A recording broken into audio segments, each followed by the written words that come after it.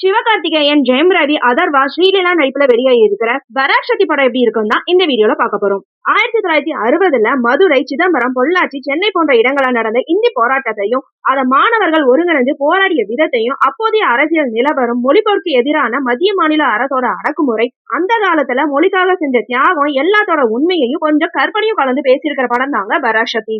மதுரையில கல்லூரி மாணவராக இருக்கும் சிவகார்த்திகேயன் புறநானூறு அப்படிங்கிற இளைஞர் படையை உருவாக்கி ஹிந்தி திணிப்புக்கு எதிராக போராட்டம் நடத்துறாரு. ஒரு ரயில் எரிப்பு போராட்டத்துல சில விஷயங்கள்லாம் நடக்குது. அந்த பாதையில இருந்து விலகி ரயில்வே ஊழியரா வேலை செஞ்சுட்டு வராரு.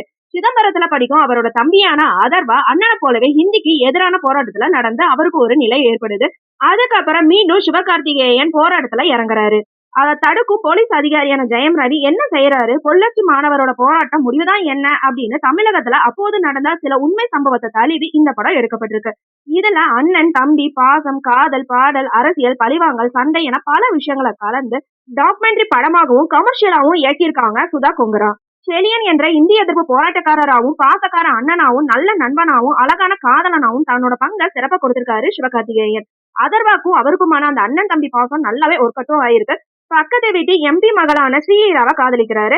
தமிழ காக்கவும் ஹிந்தி திணிப்புக்கு எதிரான அவரோட வசனம், கோப போராட்டம், ஜெயம் ரவி உடனான சண்டை காட்சிகள் சிறப்பா இருக்கு. ஆனாலும் கிளைமேக்ஸ் சண்டை காட்சியில இன்னும் கொஞ்சம் எஃபர்ட் போட்டிருக்கலாம். குடிக்காட்டியும் இவரை பத்தி சொல்லிதாங்க ஆகணும். வில்லனா அறிமுகம் ஆயிருக்காரு ஜெயம் ரவி. அவரோட பின்னணி சைலண்டா அவர் செய்யற வில்லத்தனம், அந்த பழிவாங்கல் பார்வை, ஸ்டைலான தோற்றம் நல்லாவே இருக்கு. ஆக மொத்தம் வில்லனா கொஞ்சம் ஜெயிச்சும் இருக்காரு. சிவகார்த்திகேயனோட தம்பியா வர அதர்வா முரளி இடைவெளி வரைக்கும் தான் வராரு. ஆனாலும் அவரோட தோற்றம், அந்த ஹேர் ஸ்டைல், துருதுருப்பான கேரக்டர் படத்தை இன்னும் அழகா கொண்டு போயிருக்கு. தெலுங்கு பெண்ணா இருந்தாலுமே ஹிந்தி எதிர்ப்புல தீவிரமா இருக்கிற ஸ்ரீலீலா பார்க்கறதுக்கு அழகா இருக்காங்க.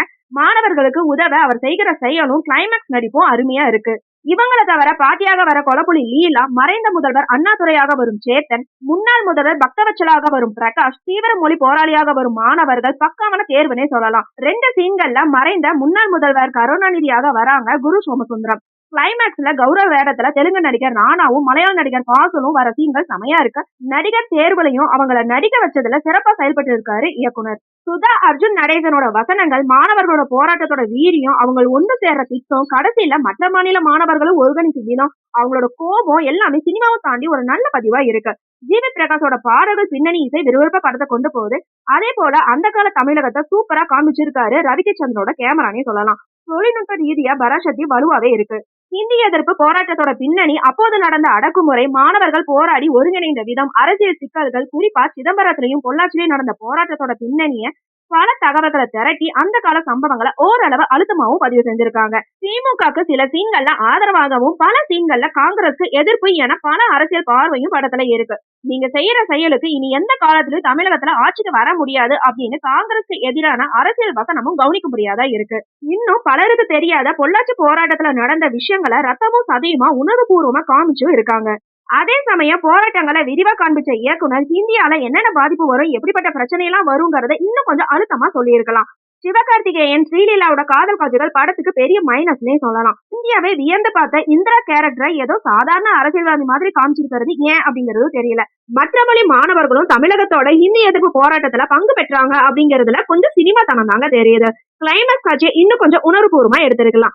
இன்னைக்கு இருக்கிற இளம் தலைமுறை, ஏன் நடுத்தர வயதினர் கூட ஹிந்தி போராட்டம், அந்த கால அரசியல், ஹிந்தியால வந்த பாதிப்பு, மும்மொழி கொள்கை இதெல்லாம் அதிகமா தெரிஞ்சிருக்க வாய்ப்பு இல்லைன்னு தான் சொல்லணும். அவங்கள இந்த கதை எந்த அளவுக்கு இம்ப்ரெஸ் செய்யுங்கிறதும் தெரியல. சிவகார்த்திகேயன் படங்களை குழந்தைகள் மோஸ்ட்லி ரசிப்பாங்க. இதுல சொல்லப்பட்ட விஷயம் அவங்களுக்கு சத்தியமா புரியறதுக்கு வாய்ப்பே இல்லை.